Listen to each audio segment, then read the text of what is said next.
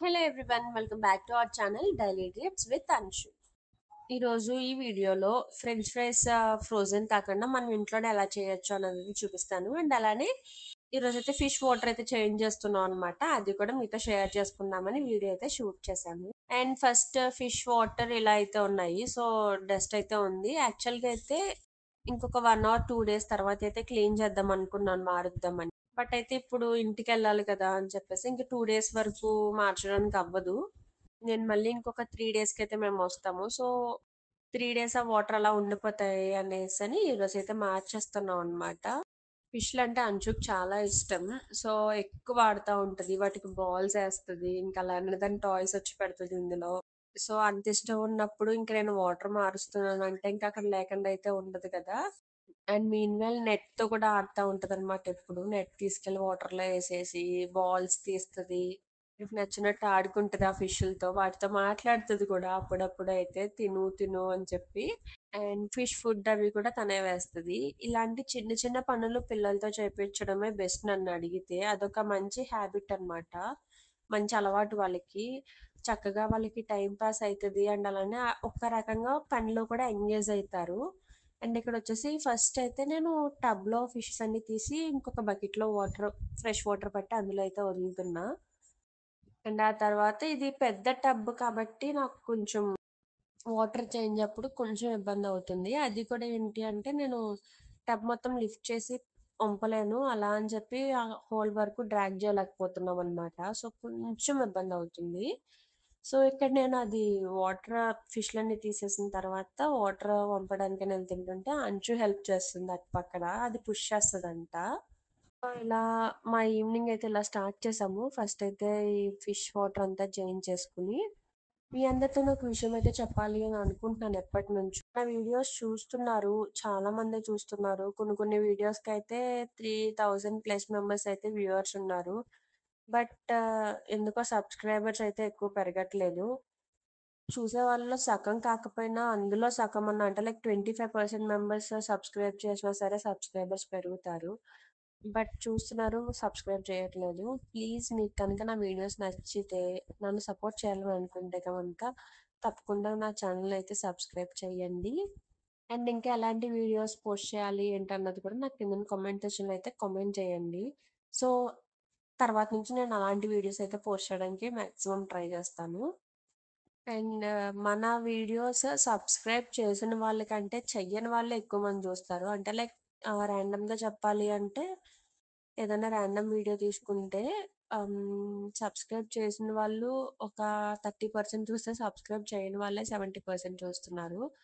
And ఈరోజైతే బట్టలవి ఉతికేసి ఆరబెట్టేసాను. కిందన floor చూస్తున్నారు కదా! యాక్చువల్లీ ఆ బాల్కనీ మేము యూజ్ చేయము. అది వేరే హౌస్ వాళ్ళకనమాట. బట్ ఎవరు లేరు, ఖాళీగా ఉంది. సో, ఇంక పండగ కదా అని చెప్పేసి ఇంకా అది కూడా కడిగేద్దాం అని చెప్పి ఈరోజైతే కడుగుదామని అనుకుంటున్నాను. మాక్సిమం కడిగేస్తాను. లేదంటే రేపు మార్నింగ్ కడుగుతాను. అండ్ ఇక్కడ నాకెప్పుడన్నా ఎక్కువ వర్క్ ఉండి అలా ఉన్నప్పుడు ఎక్కువైతే నేను వాటరే తీసుకుంటాను. బట్ ఎప్పుడన్నా ఇంకా ఎక్కువ వర్క్ ఉంది అన్నప్పుడైతే నాకెందుకో ఈవినింగ్స్ కొంచెం కాఫీ అలా తాగాలని అనిపిస్తది. సో, ఇక్కడైతే కాఫీ కలుపుకుంటా ఉన్నా.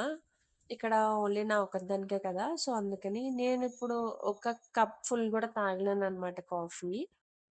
తక్కువ తాగుతాను. బట్ తాగాలనిపించినప్పుడు కొంచెం తాగుతానంతే.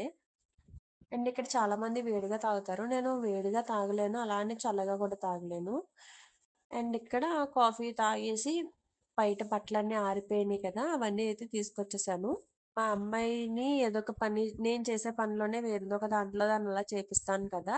సో, ఇక్కడొచ్చేసి క్లిప్స్ అవన్నీ అదే తీసుకొచ్చింది. తీసుకొచ్చి ఒక బౌల్‌లో పెట్టి తీసుకొచ్చింది. బట్ లోపలికొచ్చాక మొత్తం అన్నీ ఉబ్బేసిందనమాట. అండ్ "ఏమి ఎందుకు పంపిసావంటే" నాకొద్దు అంటుంది. వద్దు అని చెప్పి ఇగో అవి తెచ్చుకుంటుంది. నేను దాని టాయ్స్, అంచు టాయ్స్ ఒక సెక్షన్ వైస్ అయితే డివైడ్ చేసేసాను. అంటే లైక్ హార్డ్ టాయ్స్ అన్నీ ఒక దాంట్లో, సాఫ్ట్ టాయ్స్ అన్నీ ఒక దాంట్లో, బాల్స్ అన్నీ ఒక దాంట్లో, సౌండ్ వచ్చేవన్నీ ఒక దాంట్లో అలా అలా అయితే అరేంజ్ చేశాను. బట్ మనం ఎన్ననుకున్నా సరే పిల్లలు వాళ్ళకి నచ్చిందే గదా చేస్తారు. సో, నేను రెగ్యులర్‌గా సదురుతా ఉంటాను. మా అమ్మాయి మళ్ళీ అన్నీ కలిపేస్తా ఉంటది. సో, ఇంక నేను సదరాలని అనుకోవట్లేదు. అండ్ నైట్ వచ్చేసి ఏదన్నా స్నాక్ లాగా ఏదన్నా కావాలి అని అంటే ఫ్రెంచ్ ఫ్రైస్ ఎప్పుడు ఫ్రోజన్ ఫ్రెంచ్ ఫ్రైస్ ఇంట్లో పెట్టుకుంటాం మేము. అంటే రెగ్యులర్ గా తినము, బట్ ఎప్పుడు ఫ్రిడ్జ్ లో అయితే ఉంటాయి.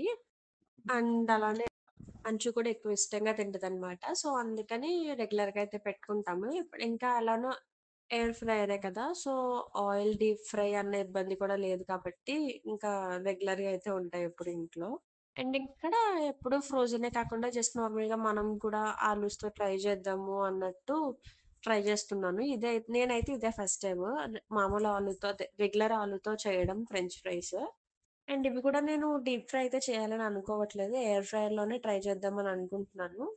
ఫస్ట్ అయితే పీల్ తీసేసి మొత్తం అన్నీ ఈవెన్‌గా వచ్చేలాగా అయితే కట్ చేసి పెట్టాను. వాటిని మల్టిపుల్ టైమ్స్ అయితే మనం వాష్ చేయాలి. అది ఎందుకు అంటే మనం ఆలూని ఎంత వాష్ చేసినా మనకి వైట్ వాటర్ అన్నదిలో వైట్ కలర్ అన్నది కలుస్తది కదా! సో, ఆ స్టార్చ్ అన్నది పోయేంత వరకు మనం వాష్ చేయాలి. ఆ స్టార్చ్ పోకుండా మనం ప్రిపేర్ చేస్తే ఆలు కొంచెం స్వీటొస్తది. అండ్ అలానే ఆలు మెత్తగా వస్తాయన్నమాట. మనం ఏ రెసిపీ చేసినా సరే ఆలుతో స్టార్చ్ ఉన్న ఆలూస్ అయితే కనుక కొంచెం మనకి మెత్తబడతాయి. అంటే లైక్ ఒక్కొక్కసారి మనం ఆలూస్ తెచ్చుకొని ఆలు ఫ్రై చేసుకున్నప్పుడు చూసారా పేస్ట్ లాగా అయిపోతది ఒక్కొక్కసారి. ఎందుకు అని అనుకుంటాం కదా! సో, స్టార్చ్ వల్లనమాట. ఆ వైట్ కలర్ పోయేంత వరకు మనం మల్టిపుల్ టైమ్స్ అయితే వాష్ చేసుకోవాలి. అండ్ ఇక్కడ నేను ఒక 5, 6 టైమ్స్ అయితేనే వాష్ చేశాను. ఇప్పుడు చూస్తున్నారు కదా! వాటర్ అన్నది ప్లెయిన్ గానే కనిపిస్తున్నాయి నార్మల్‌గానే. సో, ఆల్మోస్ట్ స్టార్చ్ అయితే పోయింది ఇప్పుడింకా. ఇప్పుడు మనం ఇవి ఫ్రెంచ్ ఫ్రైస్‌కయితే యూజ్ చేసుకోవచ్చు. బయట అమ్మేవి కూడా ఇన్ని సార్లు వాష్ చేస్తారా అంటే కాదండి. ఎందుకంటే బయట ఫ్రెంచ్ ఫ్రైస్‌కి వాడే ఆలూస్ వేరే ఉంటాయి. అవి మనకిక్కడ దొరకడం కష్టం. అంటే ఏదైనా తెలిసిన షాప్స్ ఉంటే వాళ్ళకొక రూ. 10 ఆర్ 20 అలా ఎక్స్‌ట్రా ఇస్తే మార్కెట్‌లో వాళ్ళే ఇస్తారు మనకి. ఇలా ఫ్రైస్‌కి కావాలన్నా, ఆలూస్ కావాలి అని అంటే గనక. బట్ ఇంకా సరే రెగ్యులర్‌గా ఇంట్లో ఉండే ఆలూస్‌తోనే ట్రై చేద్దాం అని చెప్పేసి ఆ ఆలూతోనే అయితే ట్రై చేస్తున్నాను పొటాటో. Sorry french fries.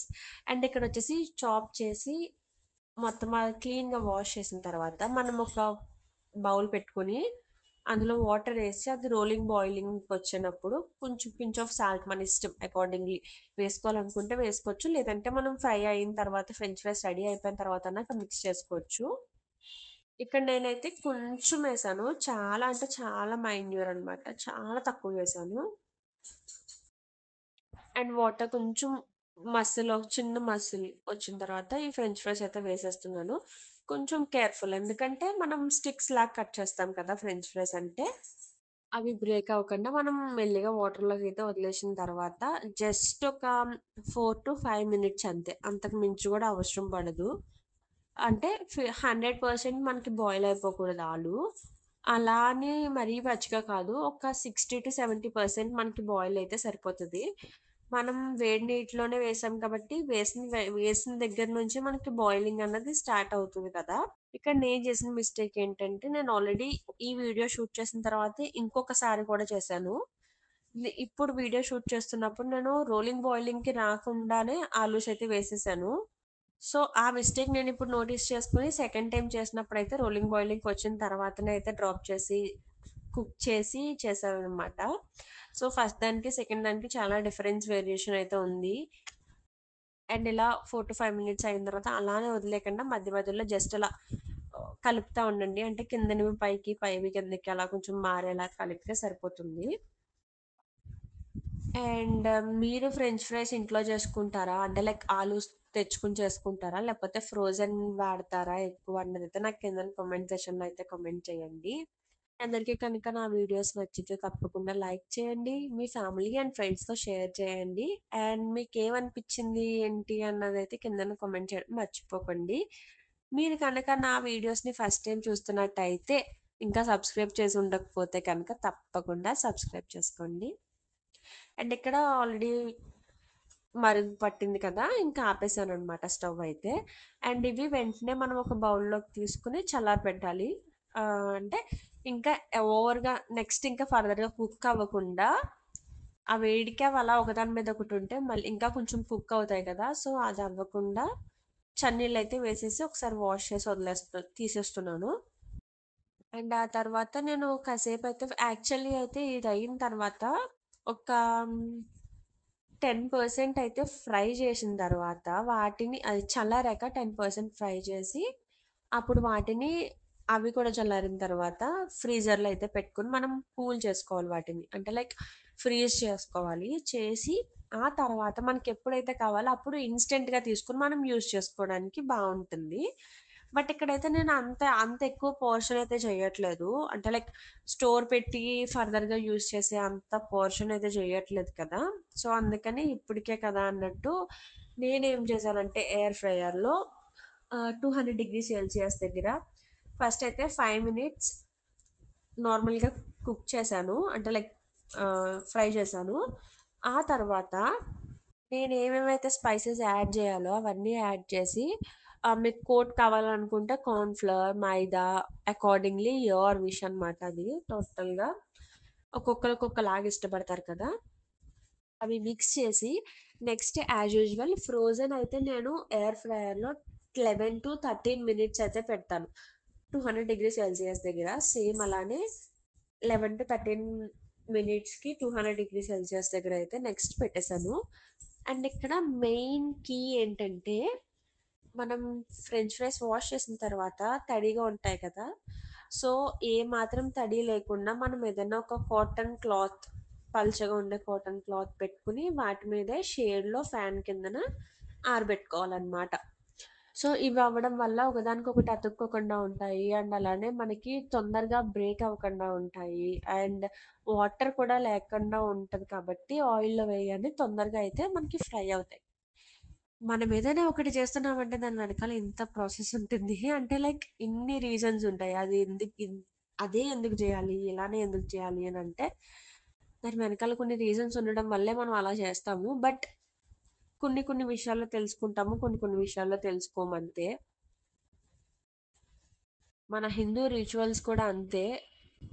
ఇది ప్రతిదానికి అదొక కాజ్ ఉంటుంది కాబట్టే చేస్తాము. బట్ జనాలందరూ ఎలా అయిపోతున్నారంటే అదొక నమ్మకం కింద లేదంటే అది ఆచారం, అది చెయ్యాలి అని చెప్పి అలా ఫీల్ అయిపోతా ఉంటున్నారు. బట్ ప్రతి దాని వెనక ఒక సైన్స్ అయితే ఉంటుంది. ఆ సైన్స్ తెలుసుకోవట్లేదు మన పెద్దోళ్ళు. మనం చెప్తుంటుంటే ఎదురు మాట్లాడుతున్నాము అన్నట్టు ఫీల్ అవుతా ఉంటారు. సో ఎనీహౌ నేను లాస్ట్‌లో ఎలా వచ్చినాయి ఫ్రెంచ్ ఫ్రైస్ చేసిన తర్వాత అన్నదైతే నేను షూట్ చేయలేదు. అప్‌కమింగ్ వీడియోస్‌లో అయితే తప్పకుండా చూపిస్తాను. అండ్ ప్రతి దాంట్లోనే నా కూతురు జై అయితే ఉంటుంది. సో, ఇందులో కూడా నేను క్లోజ్ చేస్తున్నాను క్లాత్ అని చెప్పి అది కూడా క్లోజ్ చేస్తా ఉందనమాట. సో, అదండి ఈరోజు వీడియో అయితే మీ అందరికీ నచ్చిందని అనుకుంటున్నాను. యాక్చువల్లీ ఈ వీడియోలో నేను అంతగా ఏం చూపించలేదు. ఒకటే రెండే 2 అలా కంటిన్యూ చూపించానంతే. మీ అందరికీ అయినా సరే నచ్చిందని అనుకుంటున్నాను. నచ్చితే తప్పకుండా లైక్ చేయండి, షేర్ చేయండి, కామెంట్ చేయండి. అండ్ మీరు నా ఛానల్‌ని ఫస్ట్ టైం చూస్తున్నట్టయితే తప్పకుండా సబ్స్క్రైబ్ అయితే చేసుకోండి. అదండి ఈరోజు వీడియో అయితే మళ్ళీ ఇంకొక వీడియోతో మీ ముందుకొస్తాను. Until then bye. అండ్ ఈ ప్రాసెస్ అయితే అలా కంటిన్యూ అవుతానే ఉంటది. నా కూతురు అలా చేస్తూనే ఉంటది. బాయ్.